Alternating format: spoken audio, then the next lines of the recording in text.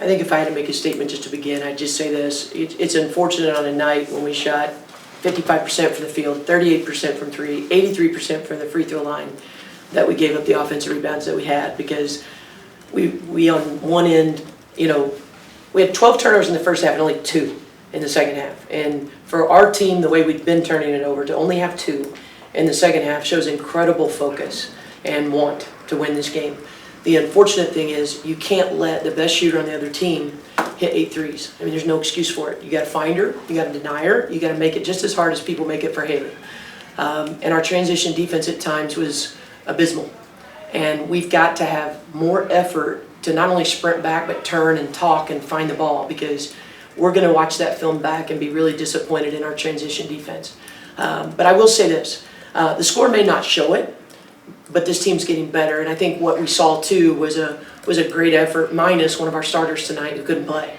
And I thought Aurora stepped up in some minutes and played some big minutes for us. And kudos to Cam for not fouling out of this game, because she had to play a lot of minutes. I mean, it's unfortunate that we had Nat out as well, but still, we had 5 people in double figures, only 14 turnovers. I mean, we've been averaging 19 the last 2 games. There's a lot of positives to take, even though it really stings to have another loss. But I think hopefully what people saw when they saw this team is that there's no quit in them, and they haven't given up, and they want to keep getting better. And all we got to do is keep our head to the grindstone. I'm not a believer in we quit. We don't quit. We roll up our sleeves and we keep getting better.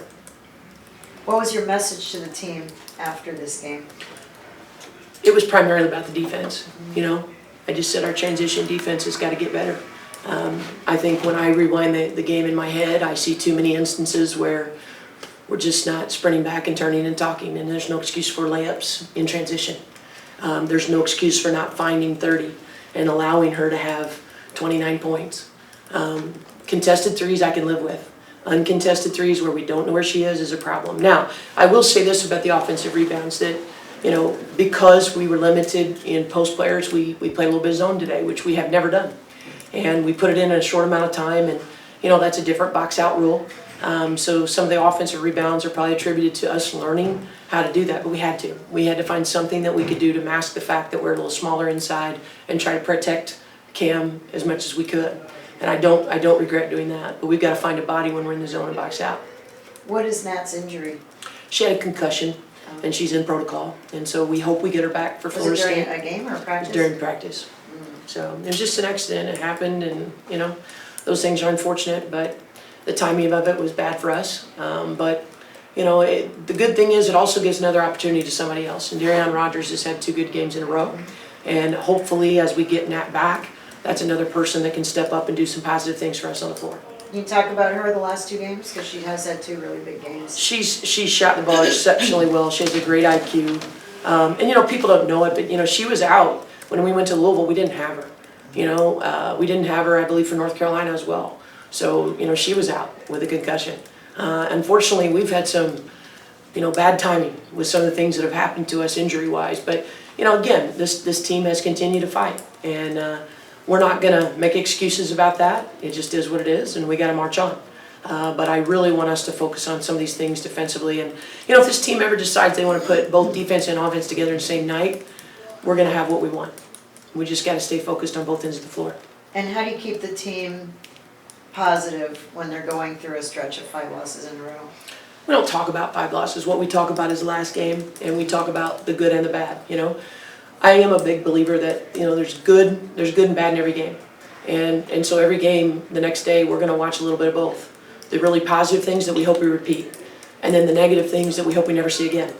But I think it's important to digest that. Not everything was bad in this game, and I think if a fan was watching, they knew we had a chance to win. Well, we had a chance to win because some positive things happened, and had we won, people may have disregarded some of those negative things. But they're very alarming when it's a loss following it.